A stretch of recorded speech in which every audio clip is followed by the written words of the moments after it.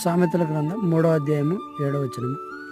నేను జ్ఞానిని కదా అని నీవు అనుకొనవద్దు, యెహోవా యందు భయభక్తులు కలిగి చెడుతనం విడిచిపెట్టు. సో ఈ వాక్యం చదివినప్పుడు నాకేం ఏమనిపించిందంటే, ఒక వ్యక్తి నేనే జ్ఞానిని అని అనుకోవడం అంటే, నాకు తెలుసు, నాకు కొంచెం పర్లేదు అని పాజిటివ్గా ఆలోచించడం మంచిది. కానీ నేను జ్ఞానిని, నాకు ఎక్కువ తెలుసు, నాకు జ్ఞానం ఉంది అని అనుకుంటా ఉన్నాడంటే ఆ వ్యక్తి అలాంటి విషయాలలో, ఆలోచన విషయంలో కానీ, ఉపదేశం విషయంలో కానీ దేవుని దగ్గర ఎక్కువగా ఆధారపడే అవకాశం ఉండకపోయి ఉండొచ్చు అని అనిపిస్తుంది. ఈ క్రమంలో మనిషి దేవుని దగ్గరికి రాకుండా పోవడం వల్ల తనలో చెడుతనం వచ్చే అవకాశం ఉంది. అంటే చెడుని ఆధారం చేసుకునే ఆప్షన్ ఉంది, ఎందుకంటే సొంత జ్ఞానం మీద ఆధారపడి. సో అట్లా మనలో చెడు ఉంటుంది, దేవుని భయభక్తులు కూడా ఉన్నాయి.